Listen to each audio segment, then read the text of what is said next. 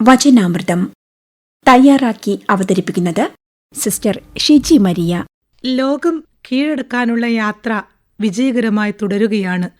ഒറ്റ ബറ്റാലിയൻ സൈന്യവുമായി കപ്പലിൽ പുതിയ ദേശം കീഴടക്കാനുള്ള യാത്രയിലാണ് അയാൾ. ദേശത്തിന്റെ അതിർത്തിയിൽ കപ്പലെടുത്തപ്പോൾ കരയിലേക്ക് ചാടിയതും കാലിടറിയ അയാൾ മുഖം കുത്തി നിലംപതിച്ചു. ഈശ്വര, ആദ്യ കാൽവെപ്പ് തന്നെ പിഴച്ചല്ലോ.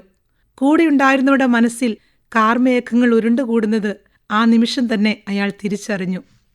കാലിടറി നിലത്ത് വീണ അയാൾ മുഖം താഴ്ത്തി മണ്ണിൽ ചുംബിച്ചുകൊണ്ട് അവരോട് പറഞ്ഞു, വരുവിൻ, ഈ മണ്ണ് ചുംബിക്കുവിൻ, ഈ നാട് നമ്മൾ സ്വന്തമാക്കാൻ പോകുന്നു. പിന്നീടുള്ള പോരാട്ടത്തിൽ അവർ ആ നാടും സ്വന്തമാക്കി ജൈത്രയാത്ര തുടർന്നു. തട്ടി വീഴ്ത്തുന്ന കല്ലുകൾ നാഴികക്കല്ലാക്കി മാറ്റുന്നവരുടേതാണ് ജീവിതം. വീണിട്ടും പിടഞ്ഞെഴുന്നേറ്റ് യാത്ര തുടർന്ന ആ മനുഷ്യനെ ലോകം വിളിച്ച പേരായിരുന്നു അലക്സാണ്ടർ ചക്രവർത്തി. വീഴ്ചകളെല്ലാം തകർച്ചകളല്ല, അത് വളർച്ചയിലേക്കുള്ള ഒരു പടി മാത്രം.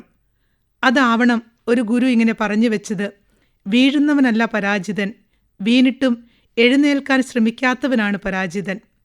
1992 ബാഴ്സലോണ ഒളിമ്പിക്സ് 400 മീറ്റർ ഓട്ടത്തിന്റെ ഫിനിഷിംഗ് ലൈനിന് മുൻപിൽ വെച്ച് അവൻ കാലിടറി വേദനയിൽ പുളഞ്ഞ് ട്രാക്കിൽ മുട്ടുകുത്തിയിരുന്നു.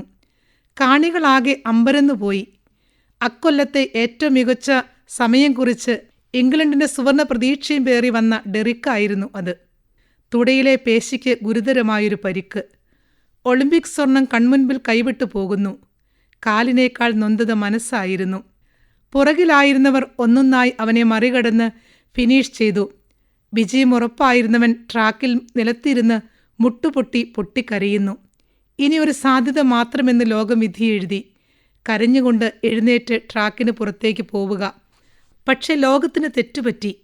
അല്പസമയം കുമ്പിട്ടിരുന്ന ശേഷം നിറഞ്ഞ കണ്ണുകളോടെ പരിക്കേറ്റ കാലും വലിച്ച് മുടന്തി അവൻ നീങ്ങിത്തുടങ്ങി. ട്രാക്കിന് പുറത്തേക്കല്ല, ഫിനിഷിംഗ് പോയിന്റിലേക്ക്. ശരിയാണ്, വീണുപോയവർക്കൊക്കെ കരയാൻ അവസരമുണ്ട്.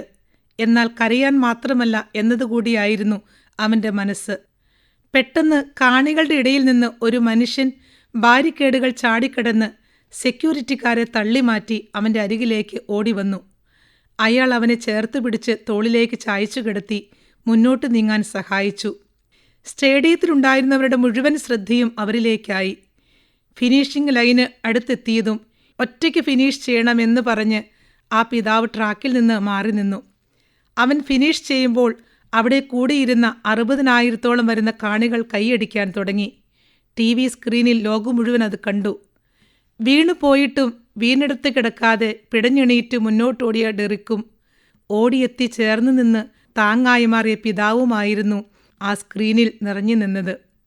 വീണുപോയതുകൊണ്ട് കരഞ്ഞുകൊണ്ട് കളം വിടുക എന്ന സാധ്യത മാത്രമല്ല ഉള്ളതെന്ന് ലോകം വിസ്മയത്തോടെ കണ്ടു. അതായിരുന്നു ഡെറിക്കിൻ്റെ വിജയവും.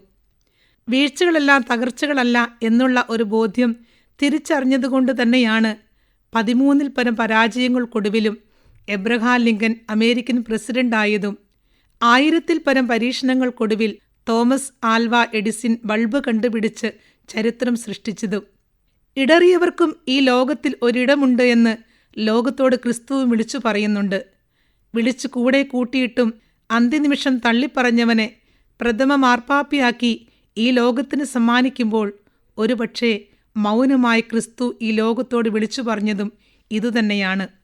വീഴ്ചകളെ ഓർത്ത് പരിതപിക്കുന്ന ഒരു മനസ്സിനെ ചേർത്ത് നിർത്തി ഒരിക്കൽ ഒരു സുഹൃത്ത് പറഞ്ഞത് ഓർക്കുന്നു: വീണെടുത്ത് കിടന്ന് പരതാതെ എവിടെയാണ് തെന്നിയതെന്ന് നോക്കുക. അത്ര വലിയ കല്ലൊന്നും ആയിരിക്കില്ല അത്. ചിലപ്പോൾ നിസ്സാരമെന്ന് തോന്നുന്ന ഒരു പഴത്തൊലിയാവാം.